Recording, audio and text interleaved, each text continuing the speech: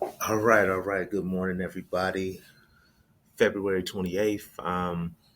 This week in the news has been very peculiar, um, especially concerning the case of Jeffrey Epstein and the disclosure of the files pertaining to Jeffrey Epstein. And this is the first time I have to honestly say that I've seen some type of irregularities. Um, what else can I? Inconsistencies in the Trump administration, at least by his representatives. And and so what I mean by that is that myself and other MAGA followers, MAGA supporters are criticizing the Trump administration about the handling of the Epstein files, only because Pam Bondi herself has come out or came out prior to and has said that she had 200 files on her desk, and now is saying that basically she's been duped and she didn't get all the files. But people are saying if that's the case, then why did she say that the files look so disturbing? As if she was so confident that she had some very you know um, valid information. If that wasn't the case, then why did she say so? It's a question now, and I think that's a valid question. Um, Hopefully, Pam Bondi will prove the doubters wrong, like myself, um, here in the near future. But right now, it doesn't looks very suspicious right now. But I'm gonna get into this Fox News interview or presentation or take, and then I'm gonna offer my opinion on the whole Jeffrey Epstein situation, so to speak. Because I've always been suspicious of the Jeffrey Epstein situation, um, but I'm gonna let this take spin first, and then I'll get back to my opinion afterwards. So, with that said, let's go. Primetime, Attorney General Pam Bondi said this. What you're going to see, hopefully tomorrow, is a lot of flight logs, a lot of names, a lot of information, but it's pretty sick what that man did. So we were looking today to find out more about why the government's been so suspiciously. Now, let's go back to that part that she just said. Let me rewind this back. Pretty sick what that man did. Okay, so she says pretty sick what that man did, as if she knows what that man did. So it seems like she had enough information to make this determination.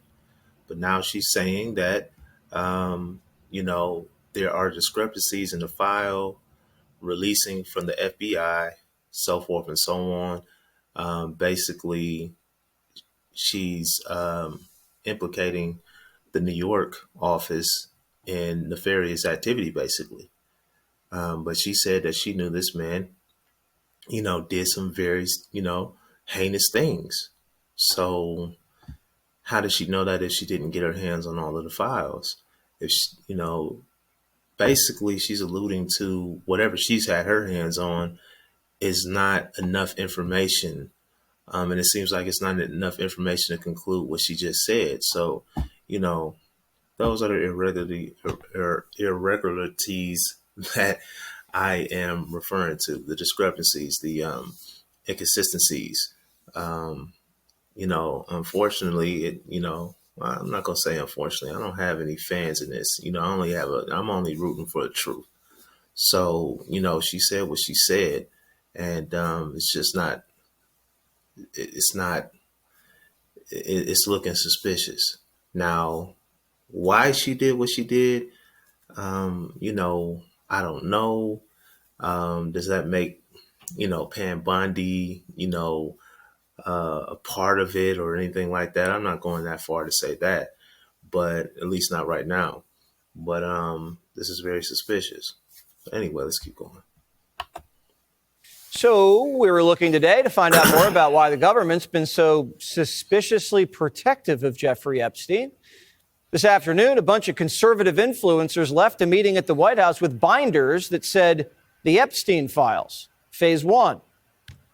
Once the binders were opened, people were able to see flight records and Epstein's Rolodex and a list of masseuses. The masseuses' names were blacked out, and the information from the flight logs wasn't new. Neither was the...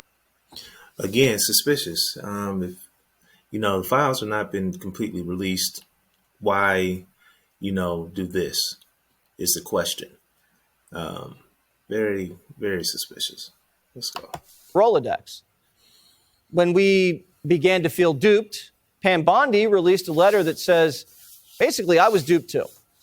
In the letter addressed to FBI Director Kash Patel, Bondi basically says, I asked you for the full and complete files related to Jeffrey Epstein. I received 200 pages of documents. I asked if these were all the documents, and the FBI said yes. Late yesterday, I learned from a source at the FBI field office in New York was in possession. Okay, so apparently she's been lied to. So what needs to be done, Pam Bondi is basically the top official for law enforcement throughout the whole country. So she has a lot of weight. She holds a lot of weight. So with that being said, if there's any implication that you've been lied to, the American people are expecting to use your leverage to force your way into these files, which you have every right to do.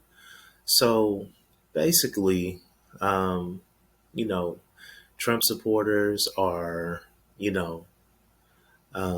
doubting whether or not they can take this investigation seriously or not, because it doesn't seem like Pam Bondi, at least up until this point, is using her full weight of authority. And why not?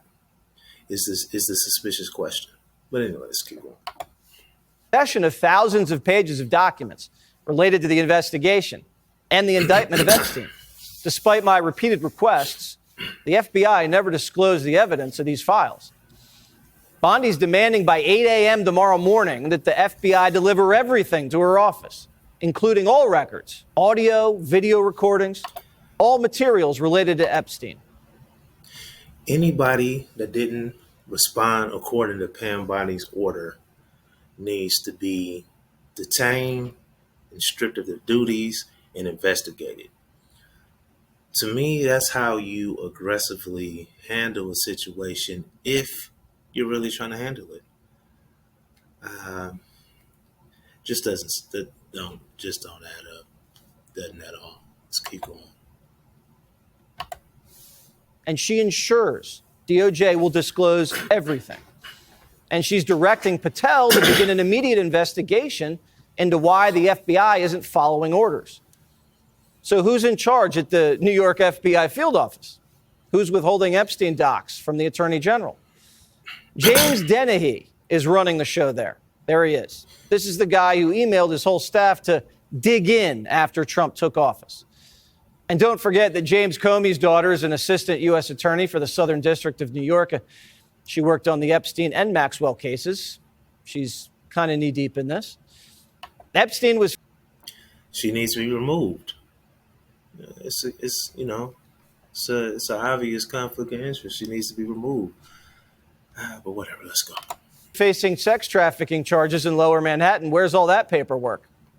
The FBI seized computers, surveillance videos, banking records, file cabinets, and photographs from all of Epstein's properties in New Mexico, the Virgin Islands, Palm Beach, and in New York. The Justice Department also gave Epstein a sweetheart non-prosecution deal 17 years ago. Where are those files? The Bureau of Prisons. Where are those files? You remember where Epstein killed himself? I asked Bill Barr about that, why everything seemed to go wrong that night. When I first heard all the information and all the coincidences here, I was suspicious. What were the coincidences? Those were a lot of coincidences. Well, one of the cameras was out. Right.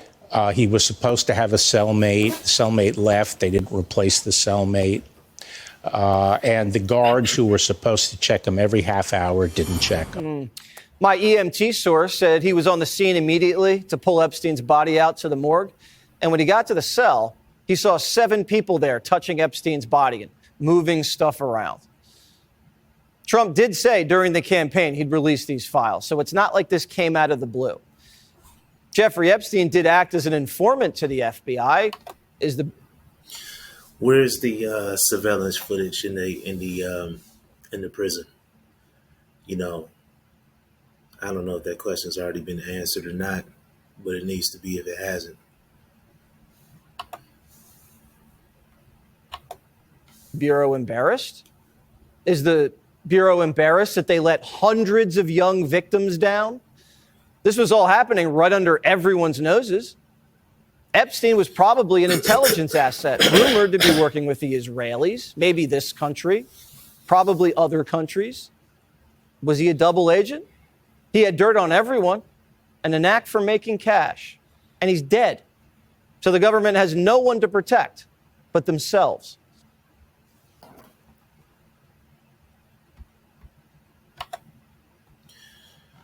Okay, so this leads me to the next part of this presentation or podcast, whatever you want to call it, and I'm going to explain my whole take on the overall Jeffrey Epstein case of situation, and that is, I believe that it's a major distraction. That's what my gut instinct is telling me. It's too much incompetence for me to conclude that it's not being done on purpose. I don't know where their incompetence is stemming from necessarily, or who's calling these shots necessarily. So I'm not gonna point that finger until I have enough information to make a better conclusion on that. But in the next the next thing that I was going to demonstrate or show is a short clip of some of the interviews of some of the Epstein clients, and a clip from the Attorney General of the Virgin Islands, and so you guys can see what she has to say. And my conclusion in it is still a major distraction, because you'll see that the Attorney General from the Virgin Islands is saying that there was definitely criminal activity on Epstein Island, and that people were basically held against their will, so forth and so on.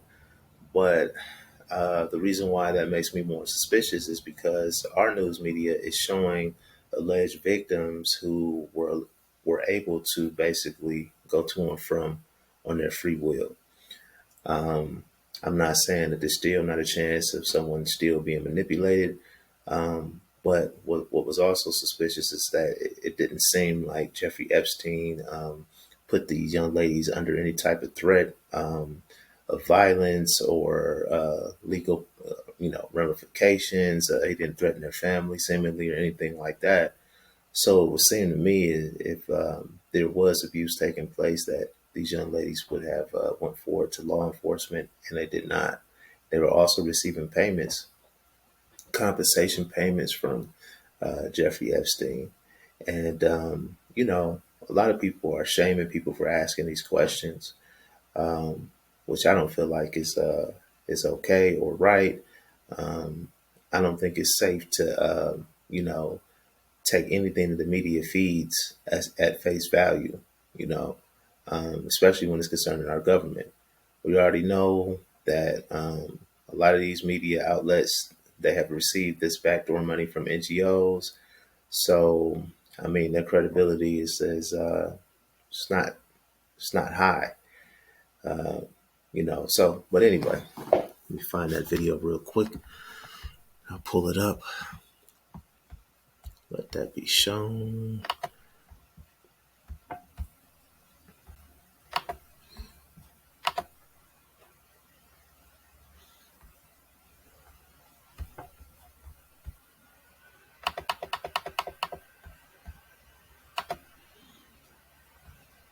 This is everything.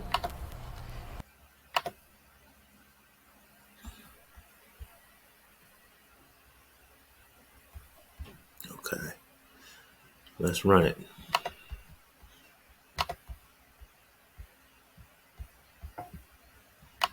The only solace for me is that when a group of people who've experienced trauma of this kind come together united against a common enemy, there's a very special bond between us all.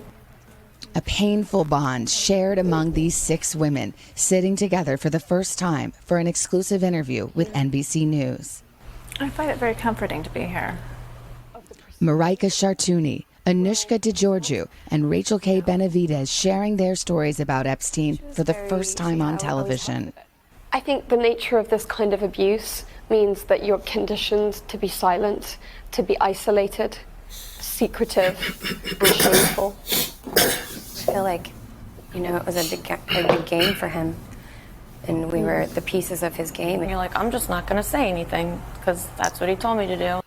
The women all have familiar stories of grooming, promises, and then sexual assault. I can relate to pretty much every person sitting here next to me. Virginia Roberts-Giuffre says Epstein associate Ghislaine Maxwell recruited her one summer when she was working as a locker room attendant at Mar-a-Lago. In her first broadcast interview, Virginia tells NBC News what she has previously alleged in court filings, that Epstein directed her to also have sex with a number of powerful men, among them Britain's Prince Andrew. He was an abuser. He was a participant. Virginia says she was 17 when this photo was taken with the prince in Maxwell's London townhome, next to the bathroom where she says he sexually abused her. What happened? The first time in London, I was so young. Ghislaine woke me up in the morning and said, "You're going to meet a prince today." I didn't know at that point that I was going to be trafficked to that prince. And then that night, Prince Andrew came to her house in London, and we went out to Club Tramp. Prince Andrew got me alcohol. It was in the VIP section. I'm pretty sure it was vodka. Prince Andrew was like, "Let's dance together." And I was like, okay. And Now, the young lady made it a point to say that she was so young. And listen, at 17, if a young lady is really that naive, then so be it. I don't condone taking advantage of anybody at any age. But I don't know. I haven't known of too many young ladies at that age that don't know better. What I do know, being a teen myself, is that I've seen young ladies want to be adventurous and go on these adventures with these strange men. They're adults, almost twice their age, and they find it exciting. That's what I've witnessed. Now, can I accuse this young lady of doing it? Can't say for sure that I can, but I can say that in her case, she did make a cognitive decision to go on, to travel and, go on this escapade, so to speak. I'm pretty sure, she had to have felt comfortable enough to make this trip, and if so, why? What was the intent of making these trips? They did receive money, so it seems like the ultimate intent was to basically, get gifts from rich guys, so, and I just feel like there is some serious cases of child trafficking, of young children, children that can't defend themselves. Uh, Around the same time of the Epstein release, Isaac Cappy, who was featured in um, uh, the Marvel movie Captain America, I can't remember which one it was, but anyway, I think he was like in a store scene or something like that. He comes out around this same time, and he allegedly exposes the child trafficking sex ring within Hollywood, which is also connected to um, our government as well. On some levels, really ain't on some levels. Just is what it is.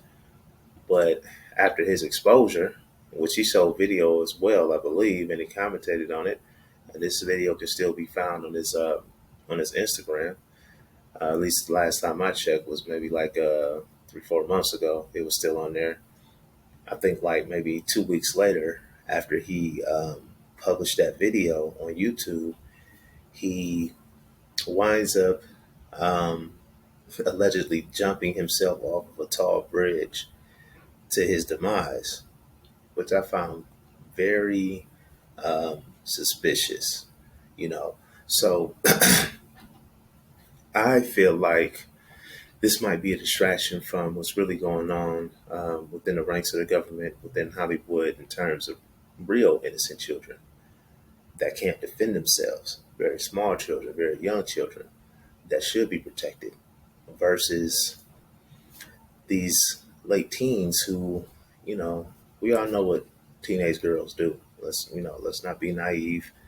I might be considered cruel for saying that. That's okay. This is alternative perspectives. That means I go and dig into every angle on any perspective, to find the truth. And so, can't be naive enough to not ask these questions. If these questions get answered and I'm wrong, then so be it. I'll post another video and I'll admit that I'm wrong. But until then, these victims are very suspicious, to say the least. But anyway, let's go. And we leave Club Tramp, and I hop in the car with Ghislaine and Jeffrey, and Ghislaine said he's coming back to the house, and I want you to do for him what you do for Epstein. I couldn't believe it. Virginia says the abuse moved from the bathroom to a bedroom. He wasn't rude or anything about it. He said, thank you, and some kind of soft sentiments like that, and left. I just couldn't believe it. I couldn't believe that even royalty were involved. She says. So here we have it again. Like I said, she didn't mention that she was held against her will. They asked her a question. Was she willing to do it? And she obliged. Now, I'm not saying a person can't have regrets as when they get older, but in this moment, there wasn't too much manipulation going on, in my opinion. Not too much. But anyway, let's go. Prince Andrew abused her 2 more times, once in New York in Epstein's mansion, and again at his Virgin Islands estate. Prince Andrew, of course, denies that this ever happened. He denies that it ever happened, and he's going to keep denying that it ever happened. But he knows the truth, and I know the truth. What do you say if people think this is about money for you, that you're trying to get money and have gotten money? Well, unfortunately, there's this horrible law called statute of limitations. My lawyer said the way to get Ghislaine Maxwell held accountable, the way to get Jeffrey Epstein held accountable, is through them saying I'm a liar, which I'm not. So it's called a defamation suit. Like all others she's named, Prince Andrew has denied the allegations. Buckingham Palace telling NBC News in a statement, it is emphatically denied that. So she really didn't answer the question at all. But hey, it is what it is. The Duke of York had any form of sexual contact or relationship with Virginia Roberts. Any claim to the contrary is false and without foundation. Maxwell has not been criminally charged and has repeatedly denied the accusations against her. What does justice look like to you now? Justice now is holding accountable the perpetrators that helped him and participated with him and encouraging more people to come forward so we can try to put this puzzle together and understand how it happened. How did this happen for so long? How did he get away with it? These are questions many of these women have asked, especially now after Epstein's suicide in jail, awaiting trial on child sex trafficking. Now she's asking, how did it keep happening, so forth and so on. I believe that same question should be asked of her, because according to the Ford interview, these ladies were allowed to go back to their homes. Now, people are arguing that they came from broken homes whatsoever, or whatever. But what is the definition of a broken home? What does that mean? It means it's one parent home, or what does that mean? Because they said that they went back home periodically and reported nothing to their guardians or to law enforcement, and freely went back to see Jeffrey Epstein. No mention of violent threats towards them or their families, blackmail, or anything like that. So, what I think the honest question would have to be, what kept them going back if there was no threat? Again, we know that they were receiving money. So, I might sound cold or whatever or harsh, but if there's no threat, no violent threat, no blackmailing going on, I would have to conclude that the only reason that they were going back and forth with him is because of the money that they were receiving. I'm sorry, that's not a popular. It may not be the politically correct opinion, but to me, it's the logical conclusion. But anyway, let's go. Trafficking and conspiracy charges. I feel let down, that he was able to commit suicide. Yeah, it was really upsetting. They failed us before. Don't fail us again. Exactly. That's all we're asking. Take us serious. We matter. You matter. You matter, and you matter. And for all the girls out there, you all matter too. Yes. A message to other possible victims of Epstein still waiting in the shadows. Jeffrey thought that we were disposable, and he threw us all away. And look who's still standing. There's something about seeing the group of women together with those shared stories that is incredibly compelling, as is Virginia's story. The image itself is powerful, Yeah. and the words even more powerful. Yeah, you can see Savannah's full conversation, a special Dateline that is tonight at 10, 9 Central. And by the way, we are going to check in with Savannah in just a little bit and see how she's feeling in our next hour. She has come down with pneumonia, and we're going to talk to a doctor about what we can do about that. Okay, on to the next video of the Attorney General of the Virginia Islands. Let's check it out. Let me get that video up.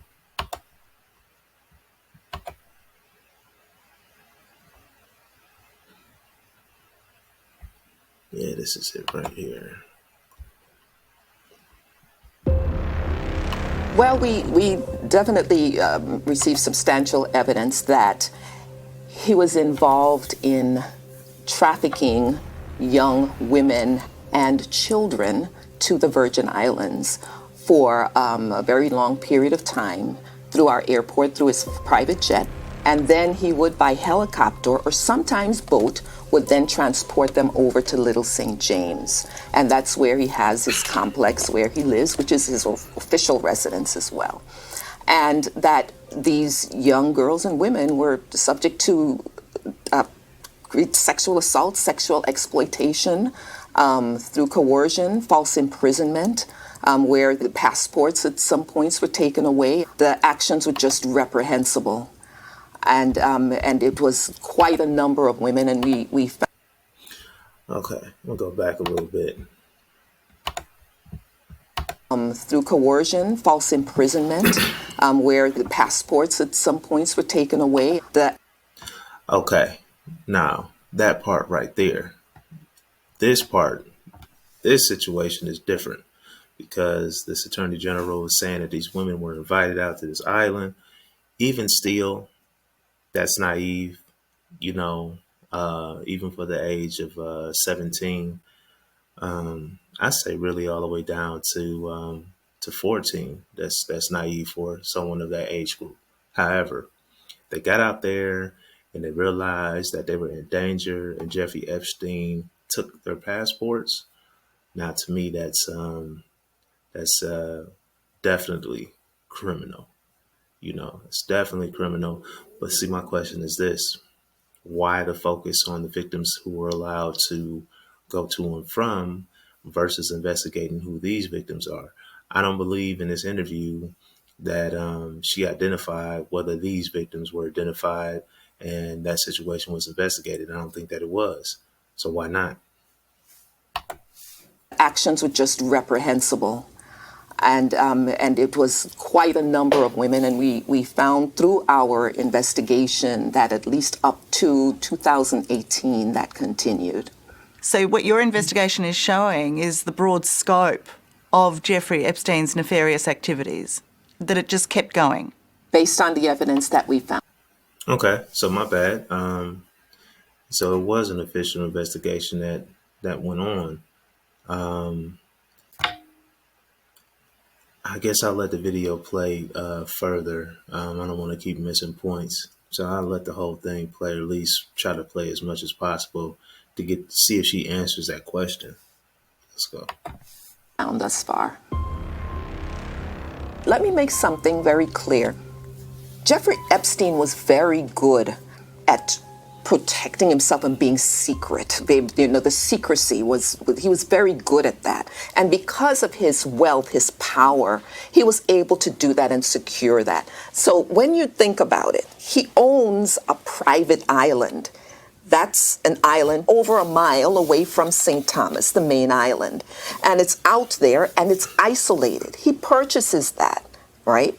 Then he owns the jet that flew in to the airport. It's under a name of one of the front companies that actually has been named in our complaint, but it's him. He's the member of that LLC. And he owns the helicopter and the boats that took or transported him and the women and children over to the island. So when you think about that, it's him orchestrating all of that. Yes, there may have been baggage handlers. There may have been other persons who looked and saw him and other females with young girls. Yes, but I think that it's important that we focus on how Jeffrey Epstein was so able to create such an elaborate scheme, especially by doing it in such secrecy. And he had the money and power to create the secrecy so that not just local authorities, but we have federal authorities here too that are here all along. Not even they might have been able to see it. In looking at that, you have to really, get a good understanding of how he was able to protect and isolate himself. Once you get on that island, how do you get off? It's not like a person who's on the island can just say, okay, I'm going to swim to St. Thomas. They can't do that. It's not like a person who's there and needs help that they can sneak away and run outside and flag down a vehicle or flag down a police car or run to the nearest police station like they might be able to do on St. Thomas, on the main island. The island is isolated. So that kind of isolation is really what you have to look at when you start to think, how could this have happened for so long? I think the picture you paint is a terrifying one of isolation, but also abuse of power. And I just wonder why the people who worked for Jeffrey Epstein weren't terrified for the girls going over there. They knew how isolated that island was. They knew the ages of those girls. They saw powerful men there. Why weren't they terrified? Why didn't they become whistleblowers?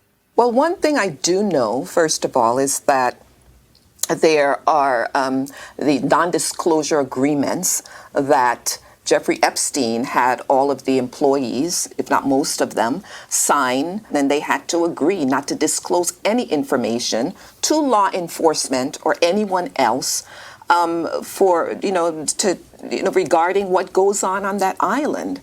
And so I paused it right there to pose the question: is it legal to is a person absolved of witnessing criminal activity or not being held accountable for witnessing criminal activity because they signed a disclosure?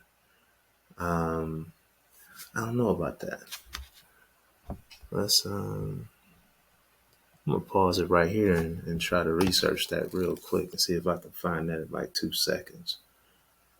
Is a person absolved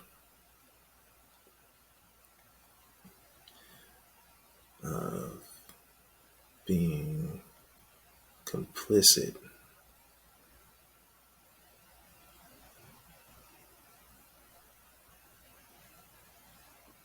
in a crime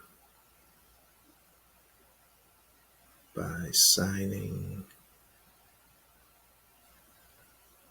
a disclosure?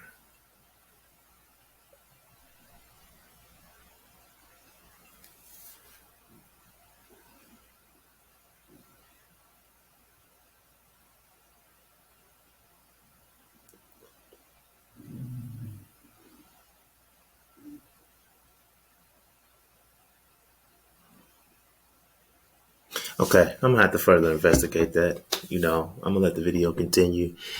I'll end up probably doing a part two and probably several parts of this, try to dissect this even more.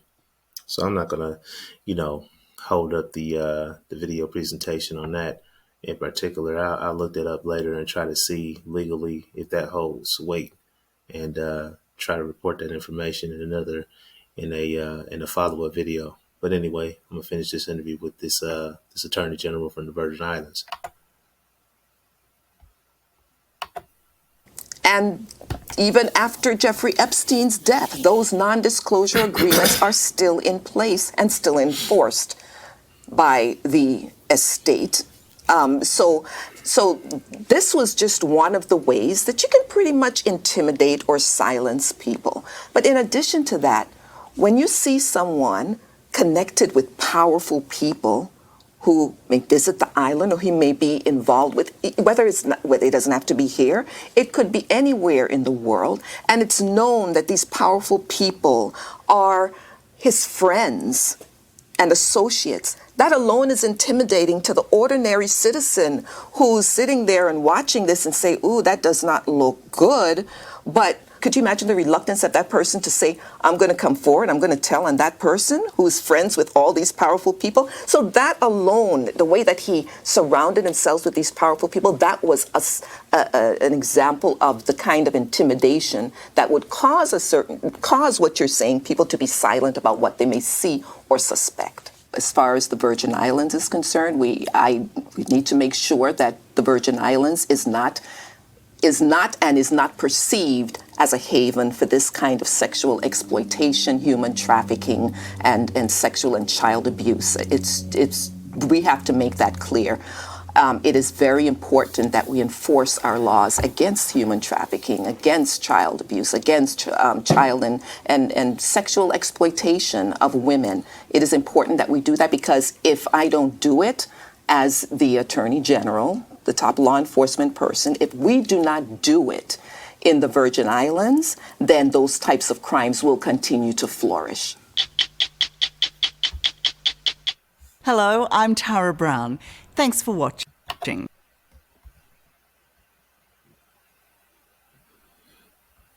Okay, so that's going to conclude this video. I'm already seeing information on the internet that's, basically, making what this Attorney General just stated or claimed invalid based on what I'm seeing. I have to check these sources. out first. I'm going to read into it further. But what this Attorney General is claiming is right now, from what I'm seeing, it's very suspicious that it doesn't hold any weight in law as far as what I'm seeing so far. But I'm going to come back and do another video, and after I've done enough investigation of whether or not a non-disclosure agreement absolves you from knowingly participating in criminal activity.